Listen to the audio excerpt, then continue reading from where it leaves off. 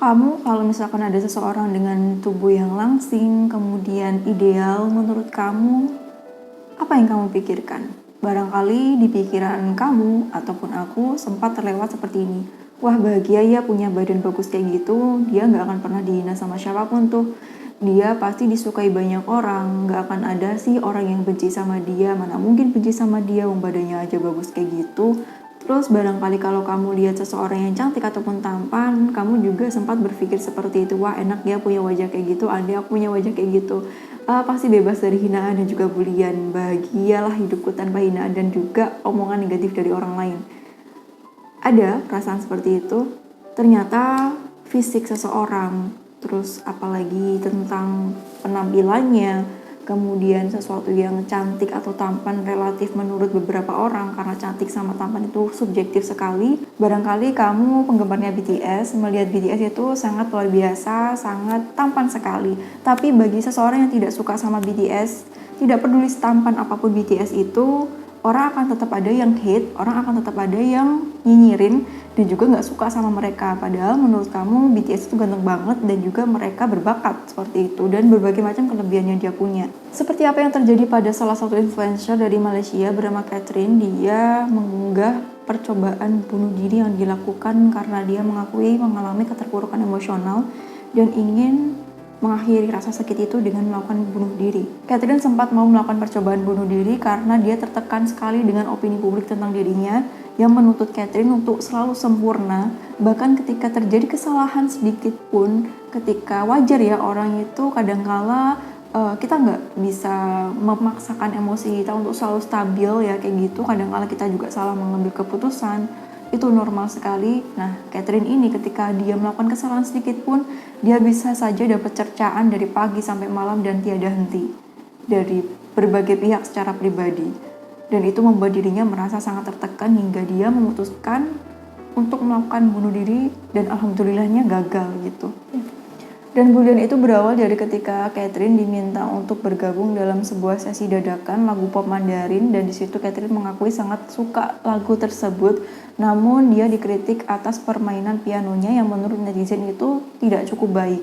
Dan beberapa hari kemudian Catherine juga memposting video memainkan piano tentang lagu yang sama, dan di situ dia juga mendapatkan kritikan dari permainan piano yang dilakukan. Dan dari sini kita belajar bahwa dalam kehidupan ini apapun yang kita lakukan pasti akan selalu ada orang yang berkomentar negatif tentang diri kita, dan itu pasti ada. Dan kabar baiknya selain ada yang negatif pasti juga ada yang positif, ada yang mendukung. Dan di sini karena kita tidak bisa mengendalikan komentar orang, sebanyak apapun kadangkala kita berusaha, kemudian kita tidak bisa memastikan berapa banyak usaha kita itu akan mendapatkan berapa banyak komentar positif. Kita nggak bisa kendaliin itu, maka kita berfokus kepada lingkup kendali kita, yaitu melakukan yang terbaik, memberikan yang terbaik. Niatnya bukan untuk impress orang, niatnya bukan untuk mengesankan orang lain, tapi kita untuk diri sendiri. Dan yang terbaik adalah untuk ibadah kepada Allah ya, seperti itu. Sehingga komentar negatif yang orang lain lontarkan terhadap perubahan atau proses yang kita lakukan itu tidak menjadi trigger utama, tidak menjadi sesuatu yang menolak kita dengan sangat. Meskipun kadangkala masih ada rasa sakit, tapi itu tidak begitu mempengaruhi perasaan kita ataupun mental kita. Sehingga kita tetap bisa melanjutkan proses perbaikan yang kita lakukan itu. Contoh lain misalnya adalah kamu punya idol kamu misalnya BTS ya.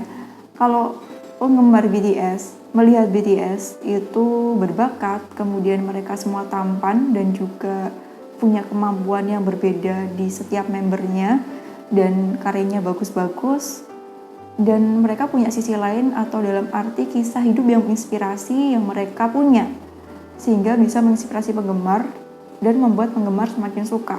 Ada engagement, ada keterkaitan antara penggemar dan juga BTS. Namun bagi hatersnya BTS, kebaikan apapun yang BTS lakukan, kemudian seberbakat apapun BTS, sebagus apapun karya mereka, pasti bagi haters itu akan selalu tampak buruk dan juga akan selalu dinilai negatif. Begitu kan ya? Untuk kamu penggemar BTS, coba cerita ataupun kamu punya cerita lain. pasti seperti itu. Ataupun idol yang lain, Blackpink misalnya, pasti juga seperti itu. Kamu lihat Lisa itu cantik banget, apakah ada hatersnya? Kamu lihat Lisa selain cantik dia juga berbakat, apakah ada hatersnya? Ada. Juga dengan diri kita secara pribadi, dalam lingkup keseharian kita, barangkali kamu ada yang berkata negatif tentang diri kamu, ada juga yang berkata positif, ya namanya ini kehidupan. Jadi kita tidak bisa mengendalikan komentar-komentar orang ini, yang kita bisa kendalikan adalah diri kita sendiri. Kita nggak ngapa-ngapain ada yang komentar, kita berperilaku buruk pasti juga banyak yang komentar negatif, kita berperilaku positif pun akan ada yang komentar negatif dan juga suuzon terhadap apa yang kita lakukan. Jadi ketika kita melakukan apapun dan selalu ada komentar, kenapa kita nggak pilih yang the best aja?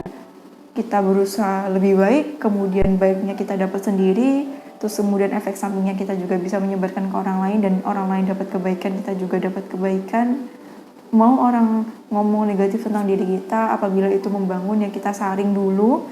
Tapi kalau itu membuat mental breakdown atau menurunkan percaya diri dan juga membuat jadi negatif, mendingan kita lingkupi circle kita dengan orang-orang yang suportif dan orang-orang yang positif yang dukung kita dalam perubahan baik yang kita lakukan.